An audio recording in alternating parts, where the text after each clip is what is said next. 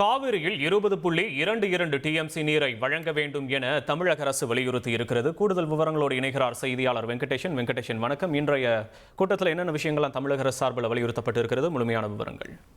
வணக்கம். தமிழ்நாடு கர்நாடகம் இடையிலான காவிரி நதிநீர் பங்கீட்டு பிரச்சனையை கண்காணிப்பதற்காகவும் காவிரி மேலாண்மை ஆணையம் மற்றும் காவிரி முறைப்படுத்தும் குழுவை அமைத்து உச்சநீதிமன்றம் கடந்த 2018 ஆண்டு தீர்ப்பு வழங்கியது.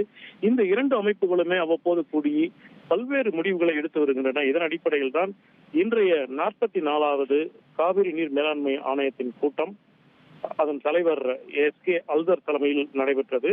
இன்று பிற்பகல் 2 மணிக்கு தொடங்கிய நடைபெற்ற கூட்டத்தில் காவிரி நீர் மேலாண்மை அந்த கூட்டத்தில் நீர்வளத்துறை செயலாளர் ஜெயகாந்தன், சுப்பிரமணியம் தலைவர் மற்றும் காவிரி தொழில்நுட்ப குழுவத்தின் பன்மாநில நதிநீர் பிரிவு ஆகியோர் சென்னை தலைமைச் செயலகத்திலிருந்து காணொலி வாயிலாக கலந்து கொண்டனர்.